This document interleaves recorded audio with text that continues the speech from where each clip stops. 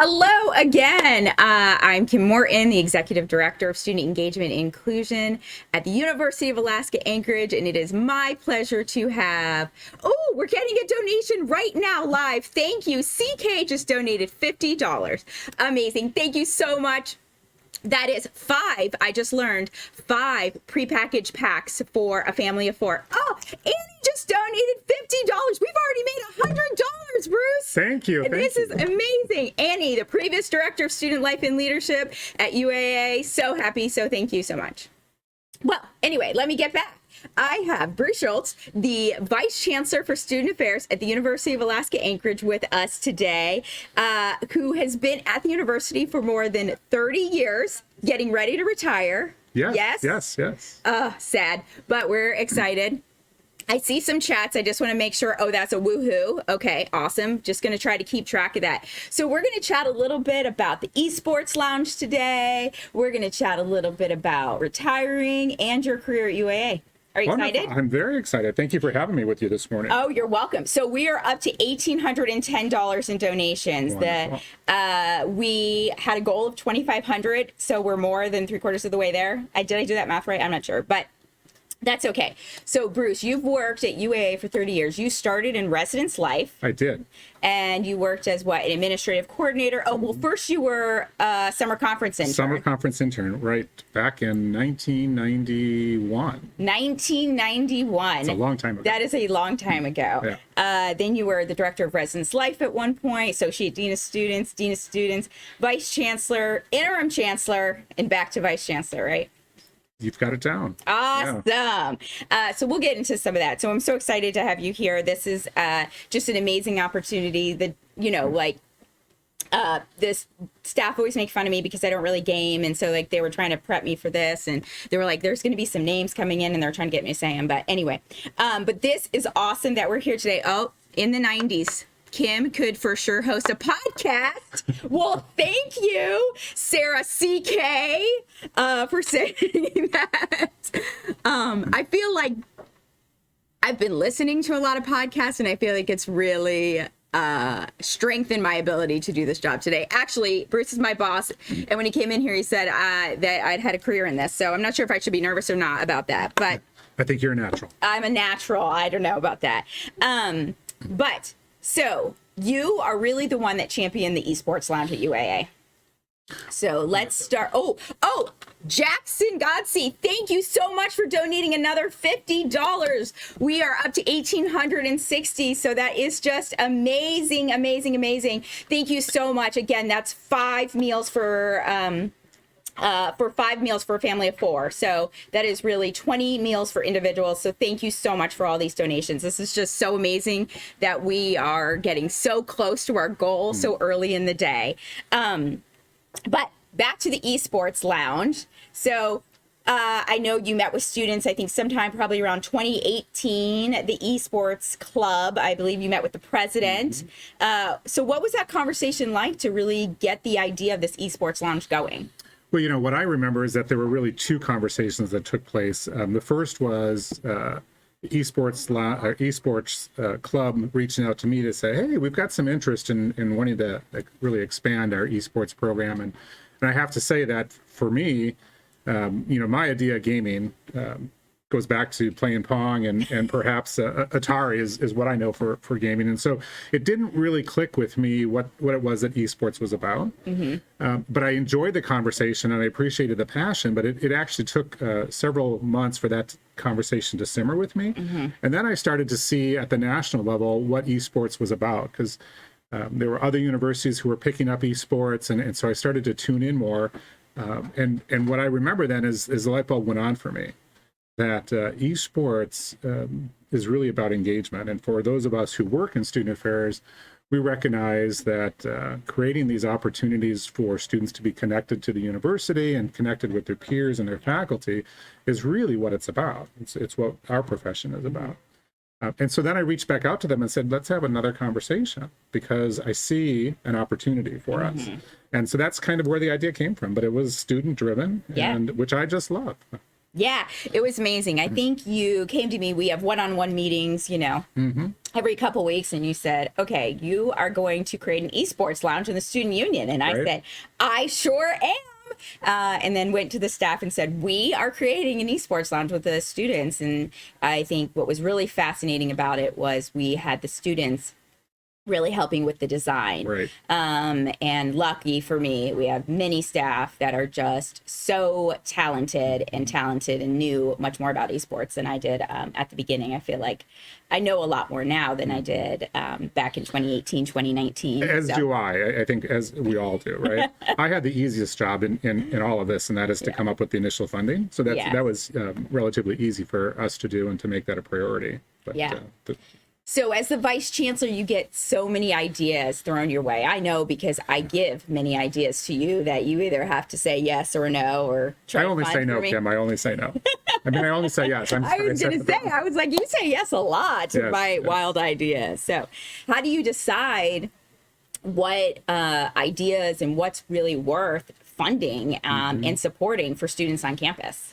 Well, I think for me, well, for all of us in student affairs, we're trying to create these experiences that are going to have maximum impact on students, right? So when we think about esports and how important an esports program is for creating a sense of belonging and connectedness, that's what we were looking for. And so that stands out in the forefront as we're evaluating where can we get more students involved in the campus community. And you know, it even goes back to when we created fraternities and sororities on UAA's campus, was the same conversation, recognizing that there's a set of students who want to be involved and we're not offering what they are interested in. And so that's where the esports came from. Absolutely. And I just remember the students saying, you know, I played sports in high school and maybe we don't have football team here. And so esports was the place that I found my home, because whatever type of competitive nature you have, esports has that in place, which I think is just amazing to hear from students about how they found this home with esports. And really, we determined this space because the esports students hung out here and played games, and one of the reasons it was natural. It was a natural place for us, because the students would bring their computers back and forth, and so the esports lounge allowed them to not have to do that anymore. They could come and they could check out, you know, some of the equipment, headphones, and controllers if they're just doing gaming and stuff like that. So, so do you play any video games? I actually don't. You don't? I don't. Would you still accept a challenge if students wanted to challenge you to some video games before you retired? I you know, I would consider it. It's hard to say no to a student, right? I would consider it, but I can tell you that I've never played a modern contemporary game, so I'm not in tune with what that is. And in fact, I can think back to being in high school when Donkey Kong, believe it or not, Donkey Kong was the game of my generation. And I was one of those who I seemed to get bored with it, right? Yeah. Because it just didn't fit with what I was interested in. Yeah. I see Sarah CK is voting. Dr. Schultz plays with Destiny with Zach tonight. And I will just make you aware that Zach's shift is from 2 to 6 a.m. playing Destiny, but he's very exciting. And Donkey Kong is still legit. And you're getting a yes praise from Jay Master. Thank you, Jane. Awesome. Well, what do you think about when you come back in, say, 5 years post-retirement? What do you think the Esports Lounge will be, should be, can be? Well, I think there's just really unlimited potential with this program and the Esports Lounge. And I think about the conversations we're having about what does the student union need to look like 5 years from now. So there's just great conversations happening about really making the student union the center of campus and the place where students are going to want to hang out even more than what they already do. And the Esports Lounge fits right in with that. It would be great to see the lounge expanded. Yes. And to have more seating so that spectators can watch and be part of it, because the energy is so high. So, it is. It's really fun. You know, I think when you think about like how you watch sports, like how we watch football or basketball, it's really interesting to see the vibes come together. I think people outside of the esports community are like, how can you watch that? But it's really, to me, not a lot different than watching any other sports that we have become accustomed to watching. So. And I love how even non-students are able to come in and be part of the esports program. And And when we think about the high school students in Yes. the local area and how they like to participate in the different competitions and events, it's just it's a way for people to be connected and engaged. And even if they're not a student, there's a commonality that they get to experience. Definitely. So we opened up the Esports Lounge in fall of 2019. So it's still fairly new to the university, but still awesome. Hey, Jackson, thanks for the $50 donation. I'm sorry if I was not looking. That is amazing, Jackson. Thank you so much. You are so amazing for donating $50. You are feeding 5 different families of 4, which is so amazing. Zach is also noting the Northern Lights doing Jackbox games 2 to 3. So make sure you wake up to join them. And Jackbox is too competitive for you. Jackbox games, even I've played Jackbox games. So I found I was given, actually, Annie, if you're still on, thank you for the photos. I really had we had a fun time going through them yesterday. So I found some old photos of this space. And so I don't know. You're probably not going to be able to see this on the stream. I'm not close enough to the camera, but I'll show Bruce. So this is when this space had the game room in front. Yes. Look at these computers. I mean, I definitely could not take that computer home with me every night. That would be wild. So we'll... It was a very popular computer lab. Yes. Yeah. So when did it change from because there was... Oh, we're going to show some of these. 2 a.m. is when the stream really comes to life. Do they match floppy disks? Yes, they do. In fact, Sarah, match the floppy disks that we found in MSS when she was doing some cleaning this year. Look at those computers. You got to tell me for sure floppy disks definitely go in those computers for sure. So when did do you remember when it stopped being a gaming and a computer lab? And I don't recall when it stopped. I do remember that there were different iterations, and so it seemed to be a game room, and then it would go to a study space, and then it would come back to be a place for pool. So there was pool and ping pong here, and then it went to be a computer lab, and so there were different iterations depending on what the needs were, what students' needs were at the time. And we also paid close attention to what students use the most. Absolutely. I remember the space from when I was a UAA undergrad, 2013 to 2017, and it came such a long way, but even longer way than those dinosaur computers. Thank you for noting that. Yes. That's awesome. We'll keep those donations coming in, benefiting the Children's Lunchbox today. We've raised $1,860 and hoping to raise $2,500 or more. Every $10. So close. Yeah, I know. Every $10 feeds a family of 4. And previous to this, we had Diana Arthur from the Children's Lunchbox on talking about how they feed 200 or 300 families a week, which is just amazing through that program and benefiting the Anchorage community. So, all right, let's talk a little about retirement. Yes. So you are actually going to retire in July. Well, I am. Yeah, I think so.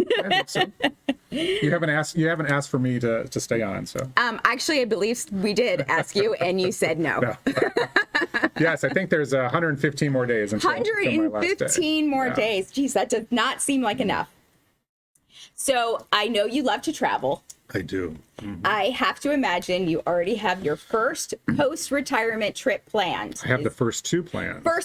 Tell us about them. Well, the first one is my parents live in Wisconsin, and they're 80 years old, and so I'm looking forward to being able to spend some time with them. So my last day with UAA is most likely going to be July 19th, and then the night of July 19th, I'll fly back to Wisconsin to visit my folks for 2 weeks. Nice. And then I'll come back to Anchorage, and then I will go on a 9-week tour of Europe. Oh my gosh, 9 weeks. Yes. Well, where are you going to be visiting? 9 weeks, that's all of Europe. Might be easier to say where not. Yeah. I'm not going to be visiting. So I start off in Amsterdam and end in Amsterdam, and then I'll go to London and visit a former co-worker, Joanne von Prone. So she lives outside of London. She was an academic advisor here, so I'll spend some time with her.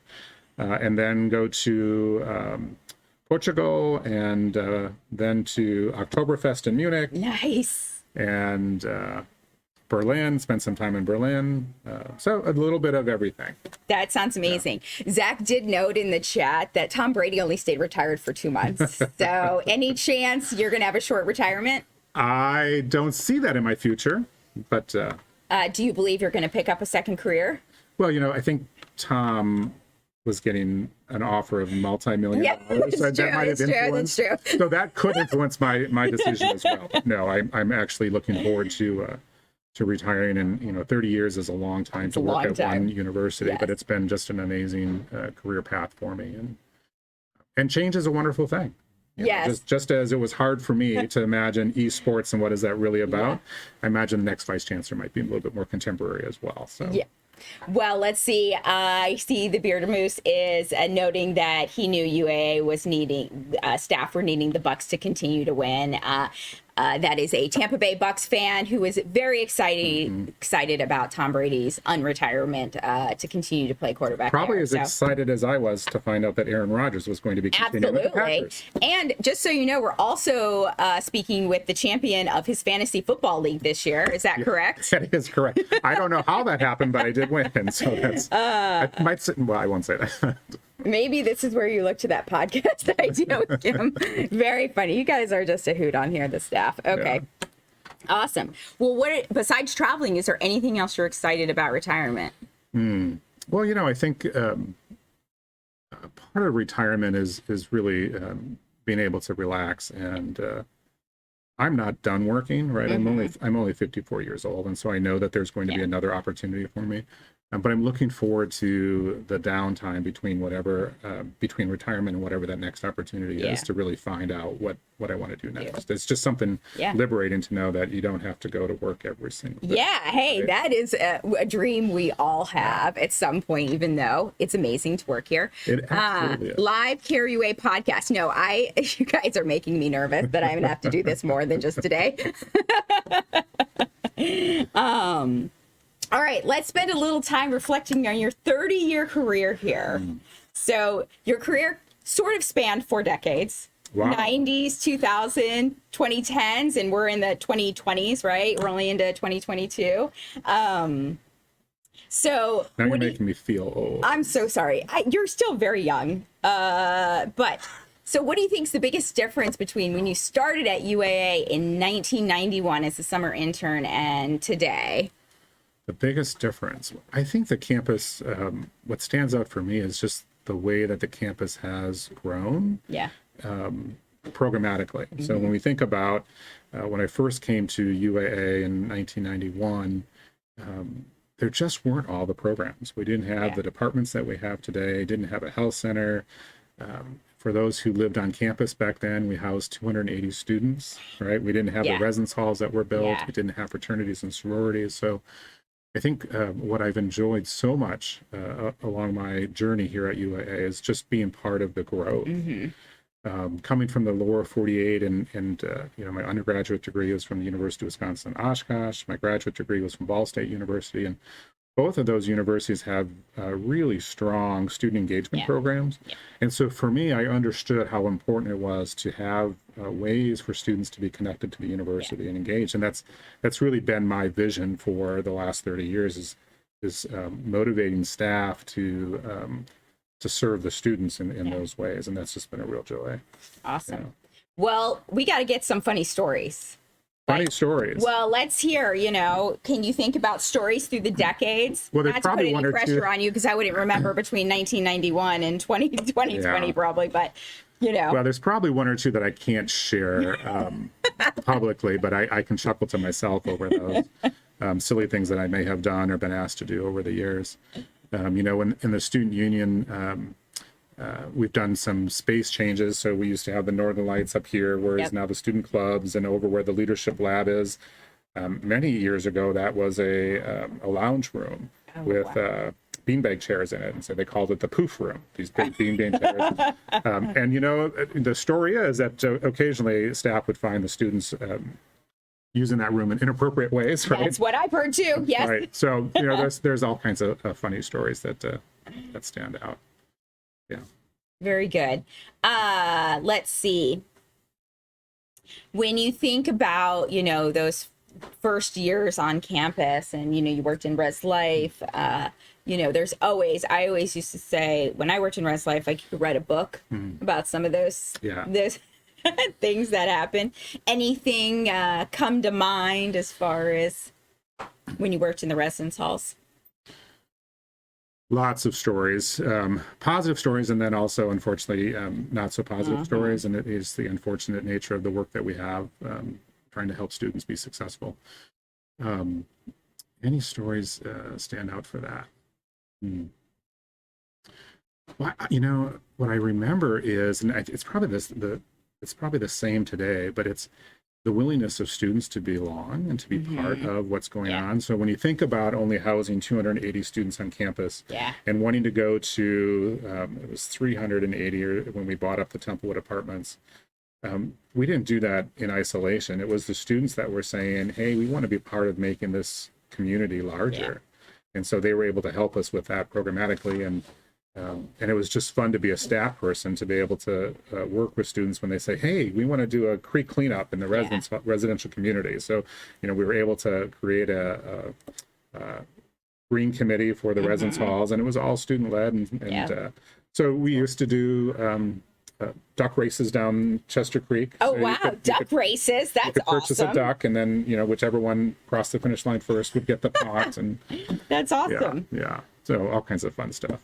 Very good. The other thing I think that was always interesting is that the students and the student affairs staff were always interested in doing new programs and things that perhaps costed, took resources that we didn't necessarily have, but it was helping. We always had to get the university administration to understand the value of the programs we were wanting to do, because the bureaucracy often says no.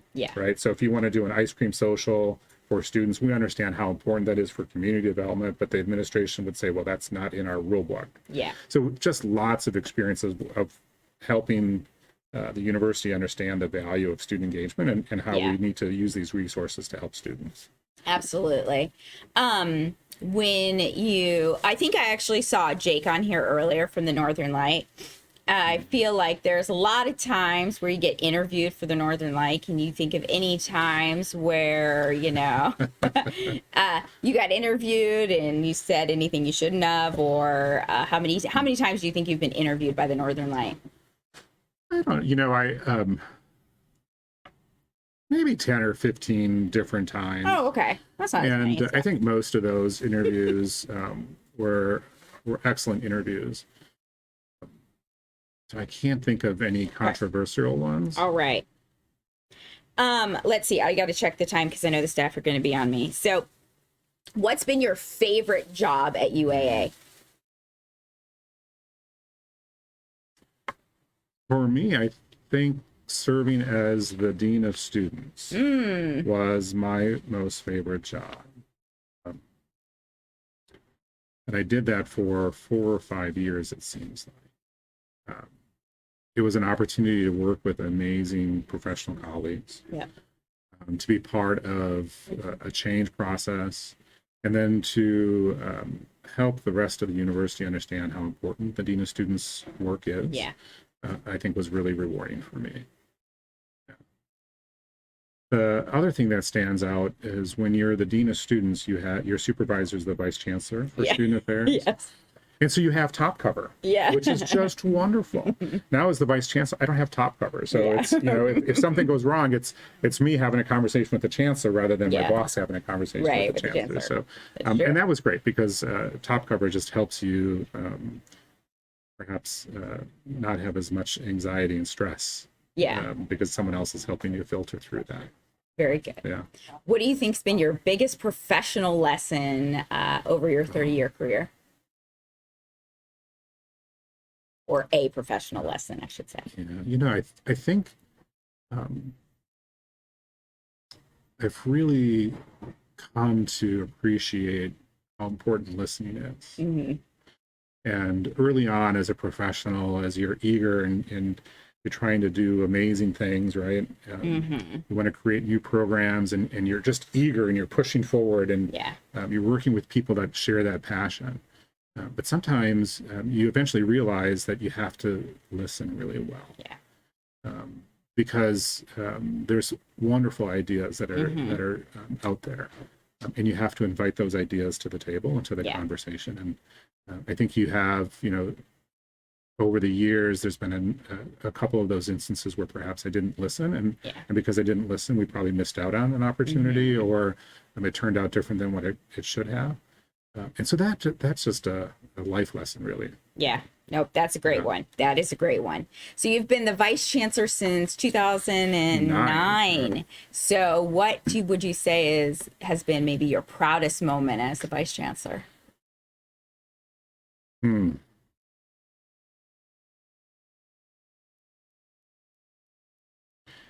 There's a lot of things that stand out, but for me, it's not, I don't view it as my accomplishment. I really view my role as the vice chancellor is to support the leaders that I get to work with from underneath, and so that they are successful, right? So it's their accomplishments that I feel most proud of. And so the Esports Lounge is one example. Building the fraternity and sorority program is another one that's, I think, was just transformative. Being part of designing the 3 residence halls that opened up in 1997 was pretty monumental for this university. And then just thinking about, I've always been really into environmental design and recognizing how important space decisions are for students' sense of belonging and connectedness. And so when we look around the student union and the changes that have occurred here, and it could be the coffee shop and being able to support that idea. It could be how we relocated student clubs to the space that they have, and then removing a wall and recognizing that if you can remove a wall, you have this open space concept that allows students to flow in and that energy to be expanded outside of that space. And that was just and also the KRUA studio on the other side. These are things that in and of themselves didn't take necessarily monumental efforts, but it's part of this larger vision of creating space for students. This is the students' living room. Absolutely. What we described. The living room of campus. Well, it has been fun chatting with you. The next vice chancellor has big shoes to fill. Oh, thank you. It's been an absolute joy. Thank you to everybody that has joined us today. And a huge thank you to Dr. Schultz for all he's done to support everything. Let's see. Congrats, Bruce. But also, I think that's a sad face. Thank you for all you've done for UAA. We can tell how much students care how much you care about students. Well, thank you all. Go ahead.